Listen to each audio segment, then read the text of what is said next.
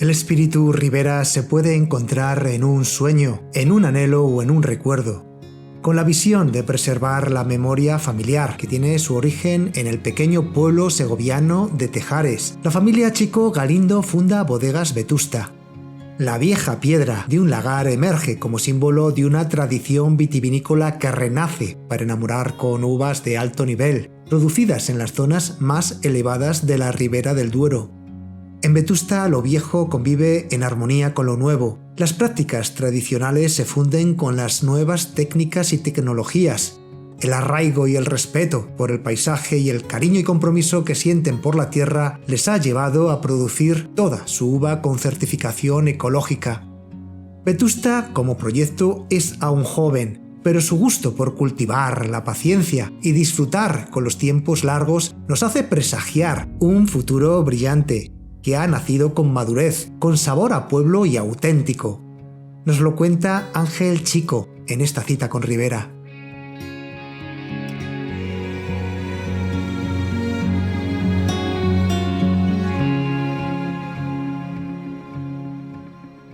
Ángel Chico, bienvenido a una cita con Ribera. Bien hallado.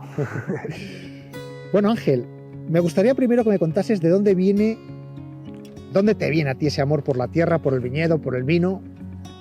Bueno, pues yo soy de Aranda, siendo de Aranda de Duero, pues bueno, el vino... Ya lo llevas en los genes. Eso es, ya naces entre bodegas, entre viñedos, o sea que bueno, lo tenemos ahí. Y bueno, yo estudié ingeniería agrícola, entonces bueno, ya tenía dentro de mi cabeza que me iba a dedicar algo relacionado siempre con la agricultura y la ganadería. Y bueno, la agricultura y la ganadería va vinculada a la tierra y bueno, y si podía hacerlo, siempre me ha gustado poder hacerlo en donde nací. Ajá. Y bueno, siempre, ya te digo, cuando estudié eso, empecé... Pero bueno, me imagino que tú tendrías una relación anterior con el vino, que dices, el vino estaría en las mesas de tu casa, sí, por supuesto. Te acordarás de la primera vez que tomarías, bueno, a lo mejor no, porque eras a lo mejor muy joven, sí, ¿no? Pero bueno, tomábamos, bueno, empezaríamos todos con el calimocho, como hacíamos en Riberocho. En ese tiempo ahora Riberocho. Pero bueno, sí, y el vaso con vino con casera en mi casa siempre ha existido. O sea, mi padre siempre y mi familia ha bebido vino y es algo que, yo qué sé, para nosotros es algo que nacemos con ello, no tenemos mucho que investigar. Luego, en lo que sí que hay que investigar o donde fui conociendo después fue luego la viña, ¿vale? Entonces ahí sí que, bueno, pues mi familia, mi padre y mis tíos pusieron viñas ya a finales de los 90 y ahí ya empezó un poco ese gusanillo. Pues eso me gustaría que me contases, porque antes de Vetusta fue Viñedos La Dehesa, creo recordar. Sí, bueno, es el nombre de la empresa que se fundó para... O sea, sigue existiendo Viñedos La Dehesa, sí, simplemente Vetusta sería... El nombre comercial, el nombre comercial. Marca, sí, después al tener bodega. Vamos a remontarnos esos 20 años atrás, cuando empieza tu padre y tus tíos a montar, digamos, sería el germen de la bodega, cuando empecéis, me imagino, que a plantar viñedo, ¿no? Sí. Cuéntame un poco esa historia, cómo comenzasteis, ¿qué pasó antes de que naciera Vetusta? Quiero que me cuentes. Bueno, pues te cuento un poco. Bueno, mi familia, como hemos hablado antes, proviene de la provincia de Segovia, ¿vale? Y bueno, se dedicaron siguen dedicándose, vamos. ¿De dónde son tu familia? ¿De Segovia? De Tejares, de un pueblo que se llama Tejares. Ajá. Un pueblo muy pequeñito con 5 habitantes, que luego te contaré un poco historia porque parte del logo viene de allí, que es un poco un homenaje a las raíces. Y bueno, entonces montaron, mi abuelo vino a Aranda y tenía una empresa de ganadería, que todavía existe y vamos, es una gran empresa, siempre vinculado, lo que hablamos, al campo y a la ganadería. Bueno, también tenían sus viñedos ahí en Tejares hace muchos años. Sí, pero bueno, los viñedos, lo que se hacía antes era el típico majuelo para consumo propio. Eso es. Lo que pasa es que el consumo propio entonces... Era grande. Entonces sí, que había muchas viñas, todo el mundo tenía viñas, se hacía mucho vino también en aquella zona. Y bueno, siempre ha estado ahí, en torno a la familia, como decimos. Y bueno, más adelante, ya te digo, a finales de los 90, yo creo que el inicio es una historia de amistad, yo creo. Por lo que te cuentan. El germen, claro, porque lo hicieron aparte de mi padre y mis tíos y con algunos amigos que siempre, entonces entre todos hicieron una sociedad y y empezaron a plantar viñedo, ¿vale? Buscaron zonas, yo creo que acertaron muy bien en las zonas, porque eran zonas no muy conocidas en aquellos momentos donde se plantaba.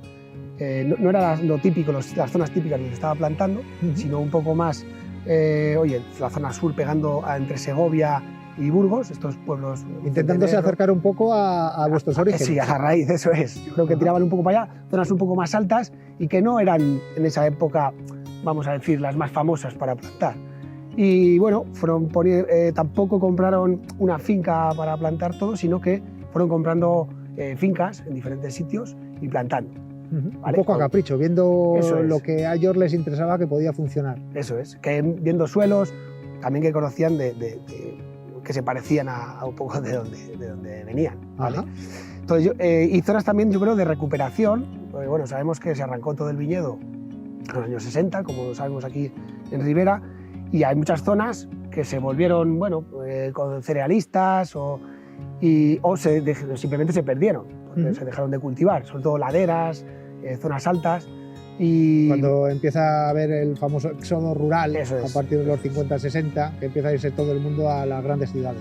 Se pierde, ya sabemos. Y a despoblarse todo lo que es lo que llaman ahora la España vaciada. La España vaciada, sí, bueno, y mal nombre ese, pero bueno, sí. No debería ser así. El caso es que, bueno, ahí, claro, había mucha tarea, no había gente ya en los pueblos y la viña daba mucha tarea, entonces pues, se perdieron todas las viñas. Entonces ahora lo que sí que nosotros vamos haciendo es, ahí eran zonas que tradicionalmente antes se había cultivado, se sabía que funcionaba, que había... Yo siempre digo que mi única manera de decidir si esa tierra vale para viña o no es tanto por analíticas, que también hay que hacer de suelo, ¿no? Preguntando a los nativos del pueblo y diciendo, oye, ¿dónde había viña? ¿Quién es el más mayor de este pueblo? Este señor, pues vamos a preguntarle y normalmente no fallas. ¿Vale? Si tú dices, oye, estoy pensando en aquella zona de por ahí, aunque no hay ninguna viña, pero tú crees, pues ahí había muchísimo viñedo, tú pon ahí que no te va a fallar. Y no falla. ¿Vale? Y por el contrario lo mismo, oye, estoy pensando aquella, no, esa ladera norte que pega para allá y viene un aire, se te van a helar, no pongas ahí. Porque ellos lo sabían de antes, claro, antes las viñas las ponían en un sitio, no funcionaba, ya no ponía nadie más ahí, entonces... Ni nadie mejor que pudiera conocer su territorio que los propios nativos que... Entonces ese es mi estudio de suelos y de todo eso. Bueno, pero es un gran estudio, porque no deja de ser entrevistar a la gente que realmente sabía. Es preguntar, hoy por ejemplo... O la gente que sabe que cada vez quedan menos, ¿no? Sí, aquí me pasa, ahora cuando estamos plantando las nuevas plantaciones, siempre se acerca siempre por aquí, el paisano o la gente mayor, pues aquí tenía yo viñedos con mi familia, o te dicen, y ya verás, aquí vas a tener buenas viñas y tal. Entonces ya dices, coño, no voy desencaminado, Entonces siempre ha sido esa nuestra forma de encontrar en esto. Y bueno, yendo un poco a la historia, fue así, buscaron buenos sitios y empezaron a plantar viñedo. Esto ya más o menos en los 90, mediados. Sí, en el 98 creo que fue la primera plantación, es en Aranda, fue la primera que hicimos. Y bueno, luego fuimos yendo pues, a otros pueblos. Como te he contado, en Moradillo tenemos, en Fuentenebro, aquí en Honrubia de la Cuesta, ya provincia de Segovia. Sí, además tenemos todo, la Honrubia la puedo ver desde aquí, toda la zona de Segovia es todo lo que ahora vemos en el fondo, el skyline. Sí. Y Santa Cruz de la Salceda también tenemos ahí viñedo. Y bueno, muy repartido, como ves, pero buscando cositas diferentes. ¿Más o menos cuánto tenéis ahora en hectáreas? Ahora mismo tenemos plantadas 40, en producción 30.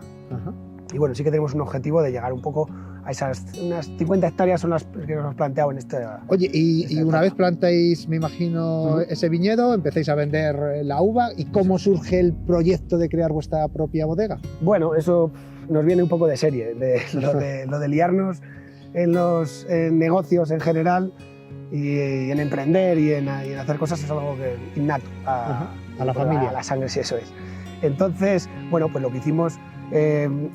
sobre todo fue, oye, empezamos a vender la uva y coño, es que encima además pagaban bien la uva, la gente decía, pues qué sitios, eran sitios diferentes, entonces había bodegas que sí que diferenciaban, querían uva diferenciada y podían pagarla y oye, pues tenían muy buena y repetían, entonces decimos, oye... Que empezáis a adquirir fama como viticultores. Eso es, y decíamos, coño, pues esto si está bueno, vamos a ver si vamos a poder intentar hacer vino. Entonces, bueno, pues, ¿qué hay que hacer para hacer vino? Lo primero, vamos a preguntar qué tal, pues hay que crear una marca, tal, consejo, todas estas cosas, siempre tirando de gente que sabía más, o bodegueros, o amigos de por aquí, de la zona.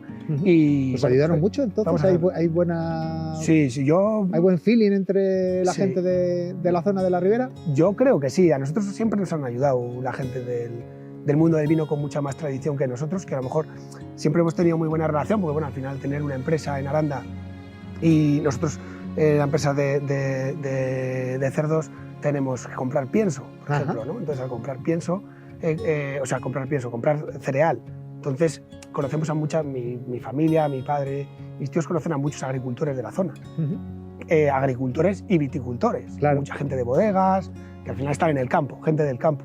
Entonces siempre cuando íbamos a plantar, si había que preguntar, la gente siempre se ha abierto mucho. Yo por lo menos, a mí siempre me han abierto las puertas muchas bodegas de la zona para explicarte cómo lo hacían y, oye, siempre ir aprendiendo un poquito.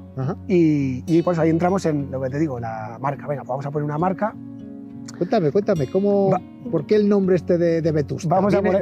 ¿Tiene algo que ver con el grupo musical o con la película de la historia, La Tortuga Famosa? Ni la película ni el... No tiene mucha película. No tiene tanta película. Pero bueno, es un nombre que buscábamos, un nombre que significara, Vetusta significa viejo, antiguo, ¿vale? Entonces teníamos claro que si hacíamos vinos era para hacer vinos de crianza largas, vinos de pequeñas producciones. No ha sido nunca nuestra intención hacer un gran bodegón, vamos a hablar, de producción, sino hacer cosita pequeña y vinos de larga crianza. Entonces la palabra Vetusta, que significa viejo antiguo, sonaba muy bien y fue pruebas por un tema eso, de buscar algo que sonara bien comercialmente a buscar la película de Vetusta. Ya. Oye, ¿y por qué el logo este que tenéis aquí en...? Bueno, el logo sí que tiene ya un poco más de historia, porque le creamos después. O sea, fíjate, el logo le creamos como hace 3 años ya, cuando teníamos ya nuestra bodega propia, porque al principio elaborábamos en bodegas de amigos, ¿no? Sí. Decimos, que empezamos a elaborar en uno, en otro, y todo ese proceso, pues bueno, vas creando la marca, no el nombre solo, sino luego la imagen. Todo esto es un proceso, ya sabes, muy lento.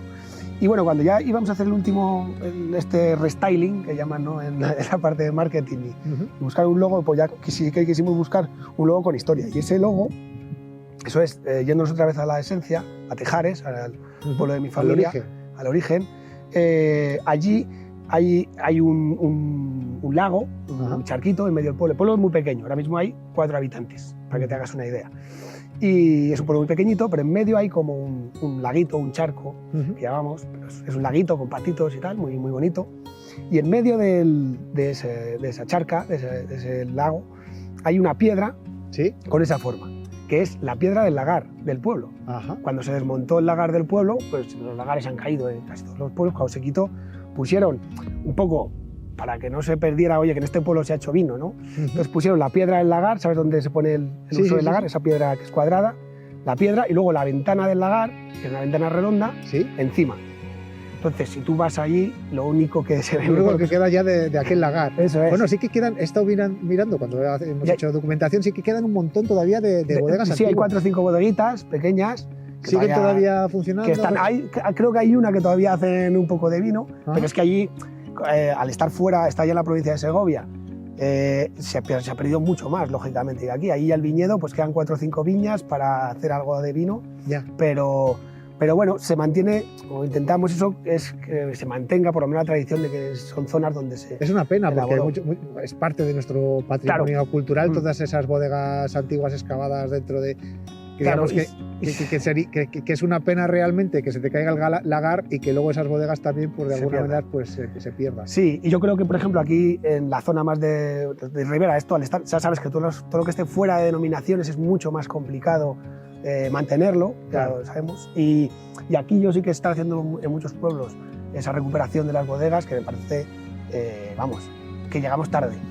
Eso tenemos que haberlo hecho hace muchos años, porque se han perdido muchas bodegas y mucho patrimonio sin ningún sentido. O sea, que cuando viene gente de fuera y... Es lo que más flipa con ellos. Claro, dice, pero ¿cómo os habéis dejado? ¿Cómo os dejáis así? ¿Cómo dejáis? Pues es que si tú lo piensas, el hacer una de esas bodegas, en su día, que no había tecnología... Si se levantara ese señor que estaba ahí picando ¿sabes? Un montón de horas y se levanta y dirá, ¿pero os habéis dejado caer la bodega con lo que me costó hacerla? Eso es imperdonable, pero bueno, que yo creo que también estamos haciendo ahora ya muchas cosas, se está empezando a recuperar todo ese patrimonio y sobre todo en Aranda, por ejemplo, que todavía hay muchísimo por recuperar y en todos los pueblos, oye, pues hay que poner ahí, echar una mano y recuperar toda esa cultura. Pues sí. Bueno, sí es un proyecto relativamente joven. No lleváis tantos años como a lo mejor otros proyectos históricos aquí en la Ribera del Duero.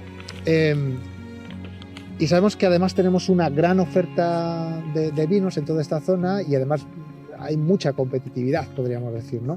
¿Qué creéis que vosotros tenéis que os hace diferentes en un mercado como este tan competitivo? Bueno, pues como bien dices, es un mercado muy competitivo, de hecho, muy lento, como hablamos siempre, o sea, que tienes que ir creando poquito a poco la marca, viendo esa diferenciación que tú quieres, pero que la vas viendo también, vas conociendo más proyectos, y dices, oye, pues yo, mira, esto lo hago y la gente no hace tanto esto, y lo vas buscando al final la diferenciación, no es algo yo creo que aparezca desde el primer día que tú pienses, me voy a diferenciar, esto es algo que te va surgiendo también por filosofía de trabajo. Entonces yo creo que todo el truco está aquí, en esto que tenemos aquí, en el suelo y en la viña. O sea, para mí la diferenciación está en el producto, en la materia prima, vamos, porque al final todo lo demás se puede copiar, ¿vale? Es decir, yo pongo esta botella que digo, me voy a diferenciar mi botella más chula, y coge el vecino, la compra y también la pone, ¿no? Y no sé, la forma de elaboración, todo eso, las barricas que tú utilices, todo eso, al final se puede. Ahora, este suelo y esa viña que está ahí, solo la tengo yo. Y esa uva solo la puedo elegir yo para... Y entonces, eso es lo principal que tiene que diferenciar. Entonces, ahí el trabajo que hagas ahí es lo que te va a diferenciar al final. Nosotros, por ejemplo, la certificación ecológica que ya tenemos en todos los viñedos, creemos que es una diferenciación no por tener una certificación, sino por filosofía de trabajo. ¿Vale? Nosotros... ¿Qué es lo que cambia respecto al trabajo de campo y cómo crees que ha cambiado los vinos cuando tú te empiezas a trabajar o te certificas en ecológico? Vale. Yo lo he hecho de una manera... a ver, mi formación técnica decía, hoy no, a ver, aquí hay que tratar los viñedos, o sea, era como muy metódico yo, ¿sabes? Y muy técnico, y hay que echar no sé qué producto para que las cuidas. Y después empecé a cambiar mi filosofía y un poco a trabajar también como se trabajaba antes. Oye, si antes no echaban este producto ni este producto, ¿por qué ahora lo hacemos? Oye, y si dejamos de hacerlo y trabajamos más manualmente, al final la diferencia es mucho más trabajo manual y mucha más... precisión, a lo mejor. Sí, no, prevención. En ecológico, la única diferencia es que todos tienes que trabajarlo en prevención, porque tienes pocos productos curativos. Al final tienes que prevenir siempre. Y para prevenir, ¿qué tienes que hacer? Vigilar mucho cómo está el viñedo. Entonces, pues bueno, la herramienta más importante es el gorro y las botas. Esa es la herramienta más importante para trabajar en ecológico. No la máquina, metido, ¿no? Eso es, no la máquina ni el producto milagro que te va a hacer nada, no. Es vigilar mucho la viña, conocerla y ver qué te va pidiendo o qué puede pasar y adelantarte, ¿vale? Y trabajar siempre un poco por delante de lo que pueda pasar. Ahí es la clave, yo creo, de trabajar en ecológico. Y yo te digo que la certificación vino después porque yo primero empecé a probar, ¿sabes? No, antes de certificar, digo, voy a empezar a probar en algún viñedo, mira, voy a intentar no utilizar un insecticida, a ver qué pasa. Y yo lo único que veía es que siempre mejoraba, todo mejoraba, todo. Ajá. La biodiversidad de la viña estaba más sana, había problemas que tenías y que no eras capaz. Te pongo un ejemplo, la clorosis, ¿no? Pues tú tienes una viña que se pone amarilla y venga a echar un producto a ver si se arregla, no había manera, y de repente en 2-3 años se ha arreglado. Y dices, ¿qué ha pasado? ¿Por qué se ha arreglado? Pues porque en el propio ecosistema se ha regulado, ¿vale? Por sí mismo. Sí, eso no quiere decir no hacer nada en las viñas, no vayamos al extremo total de no soy ecológico, que nada, las viñas no las toco, las dejo. Si te entra una plaga hay que tratarla. Eso no, hay que ser técnico, o sea, hay que cuidarla, todo lo que puedas y mimarla. No intervengo, no es eso. Es hacerlo de una manera... Bueno, siempre se ha dicho que es mínima intervención, o sea, pero siempre hay una intervención. Claro, lógicamente, y hay que utilizar las técnicas que conocemos y que avanzan. Aunque las intervenciones tengan que ver más con todas esas prácticas culturales que vienen de nuestros abuelos y de nuestros ancestros. Eso es. Y más que productos en sí, es más trabajar formas de trabajar la poda, formas de regular ahora, por ejemplo, si hay que hacer la poda en verde, si hay que desnietar, si hay que despuntar, todo ese tipo de cosas, hacerlas en el momento indicado. Va más por ahí que por otra cosa, que por eso, he hecho este producto y lo arreglo todo. Va un poco por ahí el tema. Luego, lo que decía de certificación es una cosa que vino después. Yo ya estaba haciendo ecológico y ya cuando vi, oye, esto va mejor, venga, pues vamos a certificar, que siempre es algo que, bueno, en este país ya sabemos que siempre hay que certificar las cosas para que la gente se crea las cosas que haces y no solo lo cuentes tú, sino bueno, que además... En realidad muchas veces se quejan la gente que trabaja en este tipo de viñedos, que se trabaja en ecológico, que lo que tendría que estar certificado no es lo ecológico, sino lo que no es ecológico, ¿no? Porque al fin y al cabo, ¿no? Claro, esto es lo natural. Sí, esto es. Lo más natural. Esto es lo más natural. Y además aquí tenemos una zona privilegiada en la que hacerlo no es demasiado complicado. Yo sé muchos viticultores que trabajan en ecológico. Lo que pasa es que no se han planteado certificar a lo mejor, pero que tú dices, pero si tú lo que echas, pues es que eres ecológico. Lo que pasa es que, bueno, no te has puesto a certificarlo, pero podrías hacerlo pasado mañana. Y a lo mejor todavía no se da el valor, por ejemplo, a la uva. ¿Vale? La uva ecológica no vale más que la uva normal ahora mismo en el mercado. Entonces un viticultor tampoco lo va a certificar. Yo creo que lo fundamental es que se haga, que cambien las prácticas culturales de la viña y la gente trabaje con el menor número de productos, sin utilizar herbicidas y todo eso. Que luego se certifique o no se certifique, para mí es secundario. Lo principal es que se cuide de mejor manera el campo, porque sí que yo creo que ha habido unos años que el campo se ha trabajado de una manera demasiado intervencionista, demasiado productos milagro que te arreglan todo. Y eso está cambiando, por suerte. Sí. Nosotros llevamos ya unas pocas entrevistas y la verdad es que cada vez vemos que más gente se está pasando a todo lo que es el trabajo en ecológico.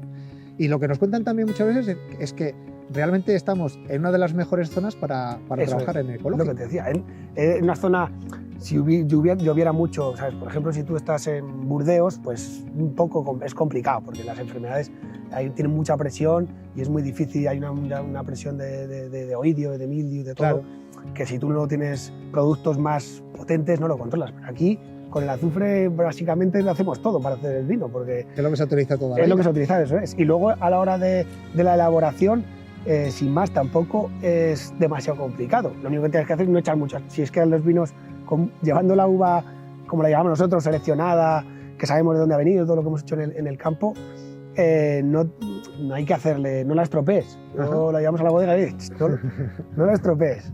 Al final, las propias levaduras vienen del campo, hay que trabajarle un poco, sí que hay que analizar, hay que tenerlo bien controlado el vino, es lo que te digo, es igual que en el viñedo, no es, meto el vino, no, yo no lo toco. No, hay unas prácticas enológicas que se han estudiado desde hace muchos años y que aplícalas, no digas, y si se pone malo, pues ¿y qué hacemos? No, hay que utilizar las prácticas enológicas que... Sí, al final es la innovación. Es todo sentido común. Eso es. Sin ser, y no ser para mí radical en nada. Es decir, yo como soy ecológico, no tal. O yo como soy todo lo contrario, utilizo un montón de productos y tal. Yo creo que es eso lo que dices. Buscar un equilibrio y ese sentido común. Ser coherente un poco también de filosofías. Si haces en el viñedo ecológico, pero luego en el vino le haces, pues eso, interviniendo un montón, pues, echando todo lo que quieras, no eres coherente. Al final por algún sitio se te va a escapar la cosa. Sí. Pero bueno. Pues si quieres hablamos ahora de los vinos. Oye, vale. ¿Cuál sería el primer vino que salió al mercado? Y cuéntame también el año que salió este vino. Vale, mira, nosotros el primer vino, Vetusta. No era, tampoco íbamos por si hacíamos un roble o un tal, hicimos un vino con su barrica, no sé si tendría 12 o 14 meses de barrica, imagino, y lo hicimos en el 2006, salió el primero. 2006. ¿Salió con la marca de Vetusta? Sí, ya era marca Vetusta, lo que pasa es que la etiqueta no tiene nada que ver con esto, seguramente si la vieras diría, pues esto es... Bueno, eso vas evolucionando. O sea, empezaste ya directamente con una especie de crianza. Ya, sí. y hacíamos, pues eso, no sé, 8.000 botellitas o por ahí. Bueno, primero yo creo que 6.000, luego ya hicimos 8.000. Eso ya es casi para consumo propio. Sí, era básicamente lo que hacíamos. Sí. Nos veíamos la mitad y luego vendíamos algo. Claro, porque sois unos cuantos. En Navidad, pues éramos unos cuantos, pues repartiendo un poco cada uno de la familia, ya tirábamos de él. Y empezamos en esa, lo elaboramos en una bodega, ya te digo, de un amigo. Estuvimos ahí hasta... Oye, ¿te acuerdas de ese vino? Sí, yo me acuerdo del 2006, Ajá. Porque del 7 sí que tengo botellas, ajá, pero del 6 no... creo que hay 2 por ahí, pero no me las han enseñado. ¿Se lo presentasteis a la familia de Tejares? Sí, sí, sí. ¿Y te acuerdas de aquel momento? No, yo no me acuerdo de ese momento. Sí, no me acuerdo de cómo fue. Pero sí que sabes que les gustó. Lo que sí que sé es que desapareció el vino. Si no habríamos dejado... Es que eso fue, yo digo, lo malo o lo... Ahora yo, para mí, lo bueno que ajá, hicimos, o sea, que pasó, es que salió muy bueno. Ajá. Entonces hicieron el 2006 y lo vendieron en 2 meses, las 6.000 botellas. Bueno, lo vendieron entre lo que se bebieron. Y, joder, lo llevaban a cualquier sitio. Bueno, si lo llevas a Tejares, allí con el consumo que tenían solamente la fábrica, pues luego, fíjate, yo tenía más. Iban por cántaras allí, claro, ¿no? pero yo sé que lo llevaban, por ejemplo, mi tío iba al restaurante, oye, ¿qué hemos hecho este vino? Tal. Lo probaban, tráeme, ¡pum! Y desapareció. ¿Qué pasa? Claro, se animaron mucho, eso nos animamos mucho. Yo en esa época estaba todavía estudiando, pero se animaron, dije, joder, esto qué fácil parece, ¿no? Hemos sacado un vino, sale muy bueno, y pues vamos a hacer más. Entonces, al año siguiente un poquitín más, tal. Luego ya la cosa no fue tan rápida, porque claro, no lo mismo la gente, la novedad y no sé qué, que luego ir haciendo una bodega, ¿sabes? Y haciendo una red comercial y todo eso lleva muchos más años. ¿Cuándo podemos decir que ya tenemos esta gama completa de bodegas Vetusta? Sí, pues mira, yendo un poco por la historia, yo entré a llevar la gerencia de la empresa en el 2011, ¿vale? Ahí todavía yo seguía trabajando en otras cosas. 10 añitos ya, ¿no estamos? Sí, yo llevo ya 10 añitos ahí. Y seguía trabajando en otras cosas, porque la bodega daba para lo que daba. Yo hacía administración, llevaba el viñedo, vendía el vino, lo elaborábamos en otro sitio, pero estaba pendiente de la elaboración también y toda la historia. Pero además la bodega todavía no daba para sueldo, yo seguía trabajando en otras cosas. Y ya hacia el 2015, en el 2015 ya vi, hostia, aquí hay mucha tarea, ¿no? Hay que ponerse, y vamos a hacerlo, y ya vamos a tomar las cosas. Vamos a tomarnos esto en serio. Eso, entonces ya dejé todo lo que hacía, otros trabajos que tenía, en los que podía ganar más también, pero al final lo que te tiras son las cosas que te gustan, y entonces ya esto me atrapó por todos lados, la viña, el vino, todo ese mundo, y ya dije, esto es lo mío, dejé todo lo demás y tiré con esto para adelante. Y ya, claro, a partir de ahí, bueno, pero yo quería controlar también el proceso de elaboración, y ya en el 2017 ya hicimos nuestras propias instalaciones. Entonces, en realidad, elaborando nuestras propias instalaciones y ya con un número ya para estar en el mercado, 17, es decir, 4 añitos, ¿no? ¿Cuándo surge tenéis un roble, ¿no? ¿Cómo le llamáis? Sí, Viñas de Fuentenebro. Así un poco te cuento un poco de los vinos. Hacemos un poquito de rosadito, ¿vale? Para la zona. Un rosado de lágrima. Sí, un rosado de sangrado, de lágrima. Y lo hacemos no es que cojamos estas uvas que son un poco tal, hacemos con las propias uvas, las mismas que metemos toda la selección que llevamos a la bodega. Pero hacemos solo para la zona de por aquí, la verdad, y poquita cantidad, para nosotros, para el consumo y un poco para en Aranda y en esta zona. Y luego el siguiente vino que tenemos más joven es Vetusta Viñas de Fuentenebro. Para mí yo creo que es el vino, referencia, quiero decir, el vino que al final por el que se te empieza ¿Por dónde a conocer. Entras? Eso es, por donde se te empieza a conocer por los sitios, ¿vale? Y por donde entras, ¿no? Ese vino de entrada. Pero que no queríamos un roble, o sea, no queríamos un vino 4 meses, 5 meses, 3, ¿sabes? Ese rollo no nos iba, porque yo no lo entiendo muy bien por qué un mes más, un mes menos va a ser mejor un vino o no, ¿sabes? Era una cosa en la que yo no quería entrar. Yo quería entrar, depende de la añada muchas veces. Claro, o de qué barricas, claro. Una cosa muy poco objetiva. Ahora, ¿qué es objetivo? Que yo las uvas las hago de un pueblo que se llama Fuentenebro y que tengo unas viñas allí. Y que luego tú los meses de barrica y de tipo de barrica ya te... Eso ya me da un poco igual. Te da igual. Lo único que es hacer un vino que sea, eso es. En este caso... Es un vino con mucha fruta, ¿vale? ¿Qué buscamos? Terruño, ¿no? Entonces, ese suelo de Fuentenebro, que es un suelo con mucha arcilla, una arcilla roja, que es la que ponemos, esto es la arcilla roja de ahí de Fuentenebro, Eso pues da una fruta espectacular. Entonces lo que intentamos es en ese vino mantener esa fruta lo máximo posible. Ajá. Un poco la elaboración así en términos generales, cogemos la uva de todo en cajas, nosotros vendimos todo en cajas y manualmente. Cogemos, por ejemplo, para Viñas de Fuentenebro, seleccionamos de allí y decimos, venga, esta parte para Viñas de Fuentenebro, metemos una parte en hormigón, en un depósito de hormigón, y otra parte en barrica, ¿vale? Cuando ya está elaborado el vino, ¿vale? Y hacemos una maduración en hormigón y una maduración en barrica. 5 o 6 meses ya decimos, dependiendo un poco de la añada. Y luego hacemos un ensamblaje en cupas de esos dos vinos. Puede ser el 50-50, 60-40, depende. Hacemos una cata y decidimos, vamos a meterle esta parte de madera, dependiendo cómo venga. Entonces es como una mezcla de una maduración en hormigón, que hay una pequeña oxigenación, ¿sabes? En los depósitos de hormigón, y la madera. Entonces por eso ahí, el rollo de cuántos, ahí lo importante es uva de Fuentenebro, fruta y un vino para todo el mundo, para... ¿Y el crianza que hacemos con respecto con el que hacíamos antes?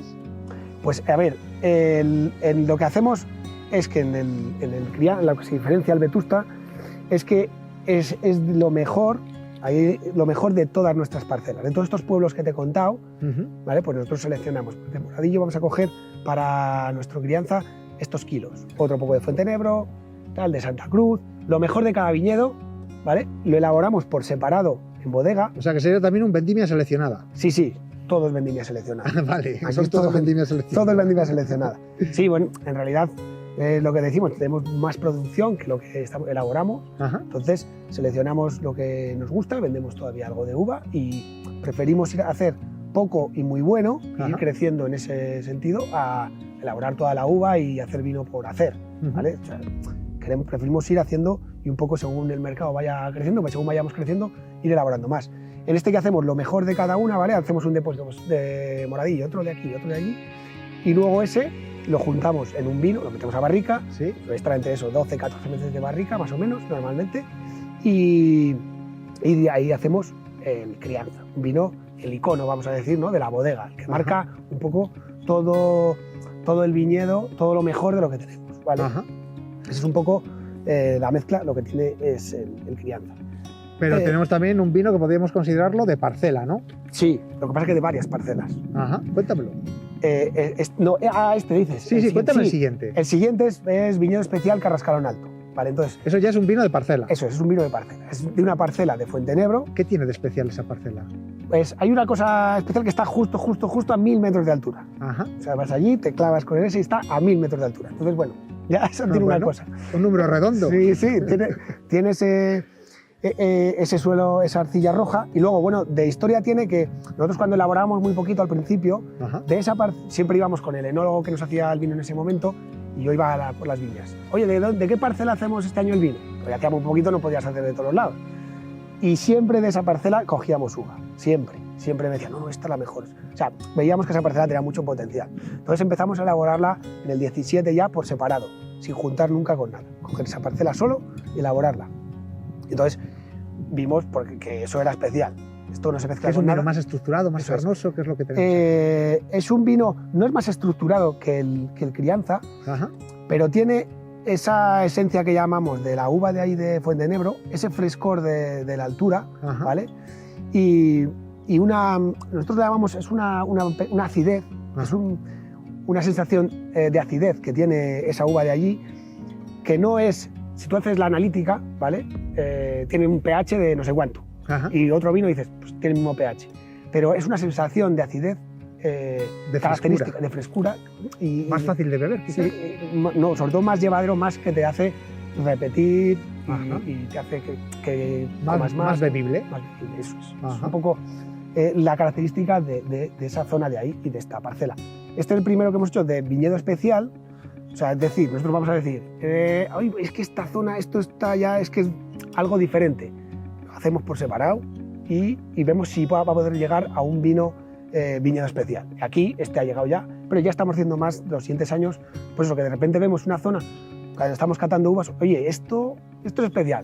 Lo cogemos y lo hacemos por separado y esperemos siempre que pueda llegar a un vino que pueda venderse como algo exclusivo y especial. Me comentabas que vuestro vino así de andar por casa, así de diario, probablemente sea el rosado, el que más se bebe, digamos, dentro de vuestras casas. Sí. ¿Cuál sería el vino que abres en una celebración? ¿Probablemente este último?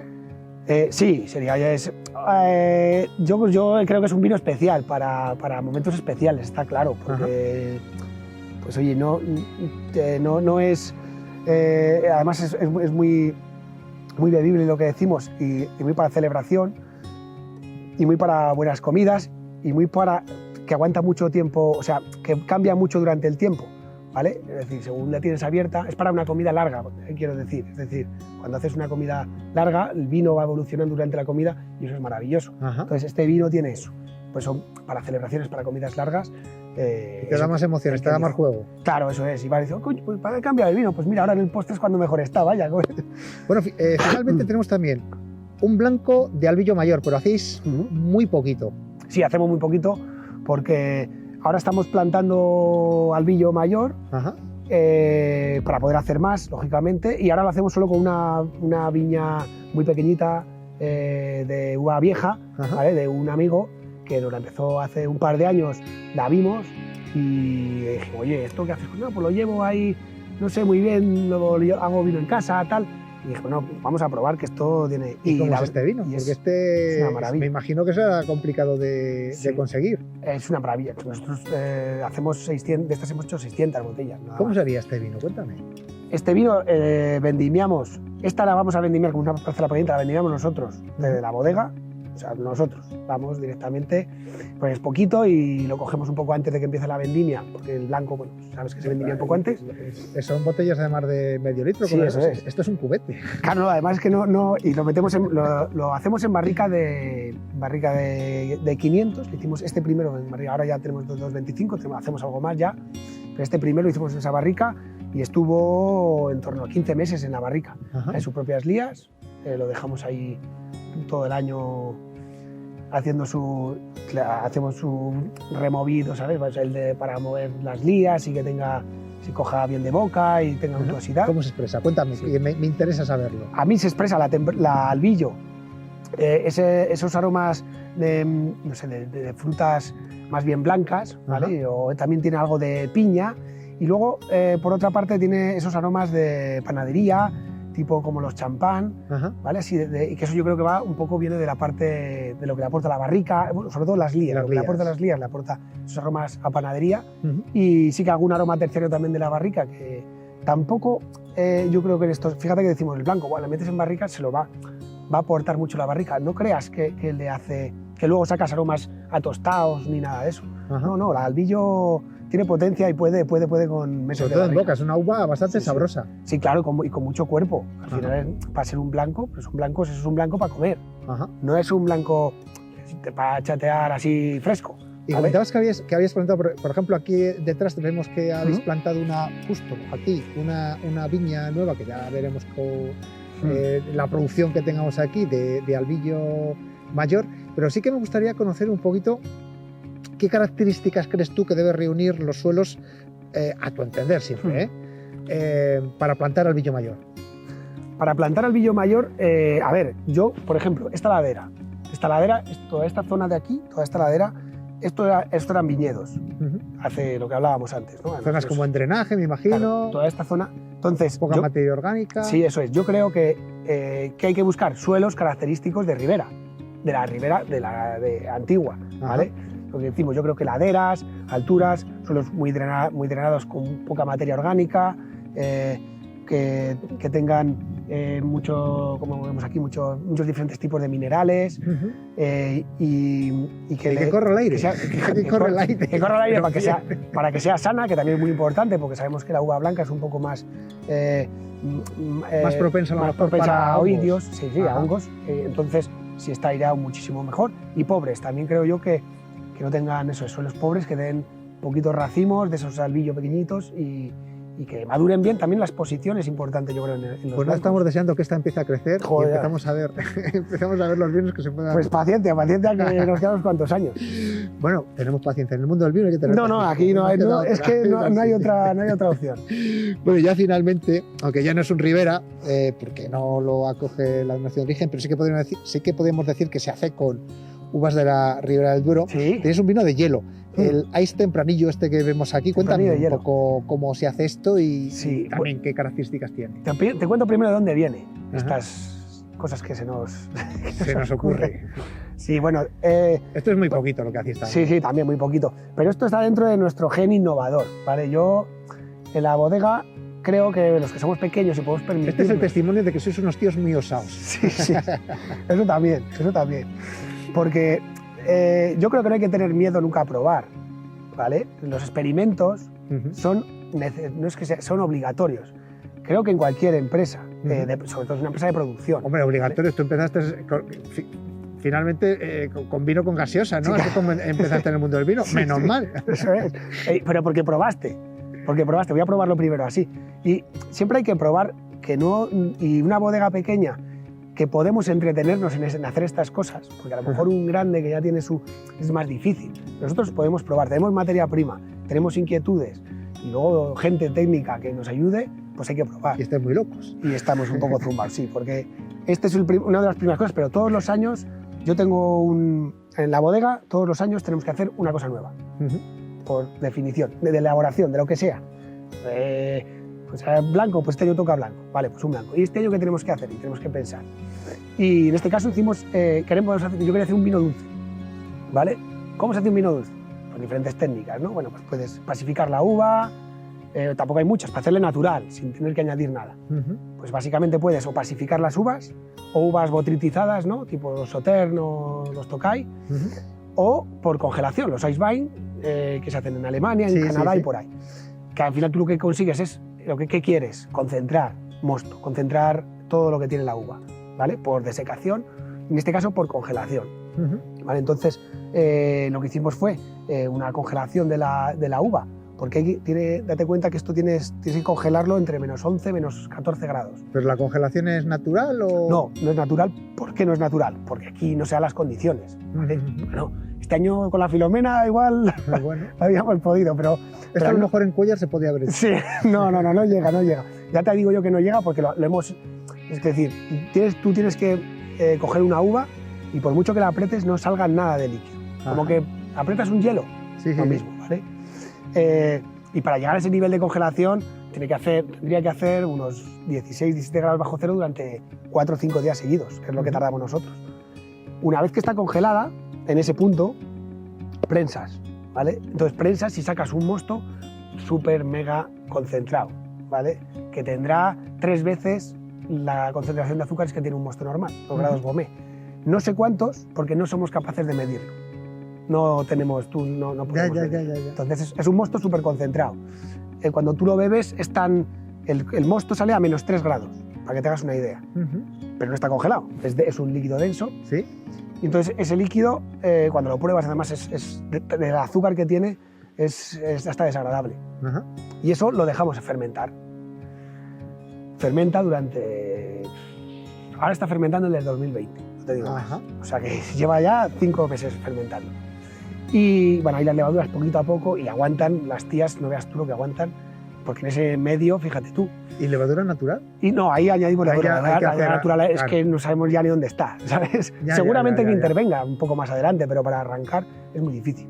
En los demás vinos todo es levadura propia, pero en este lo añadimos y bueno, se deja fermentar y al final llega a un nivel de azúcar y alcohol hasta donde han llegado las levaduras y se para.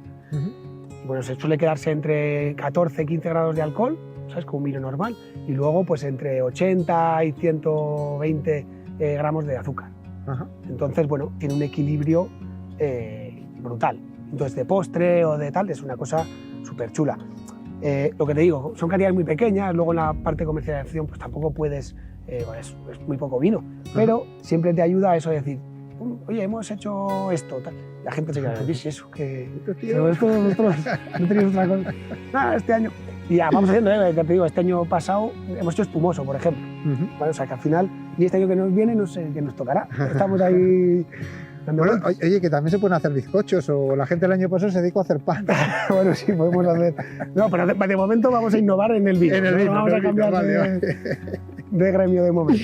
Bien. Bueno, ya para terminar, en muy poco tiempo hay que hacer referencia a que os habéis hecho un hueco importante en el mercado nacional, con presencia también en el internacional.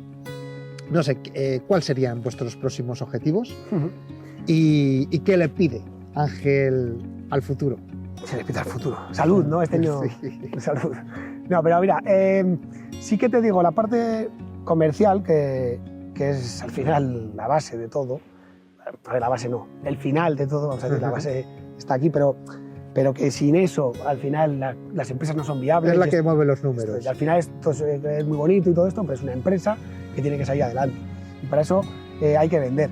Nosotros nos hemos enfocado, la parte ecológica creemos que está muy valorada en algunos mercados, no en el español, creemos ahora mismo todavía, pero sí en muchos mercados europeos. Sí, hay muchos mercados que están muy maduros. Eso es. Y la gente lo pide y lo demanda, tenemos, y nosotros estamos enfocándonos allí.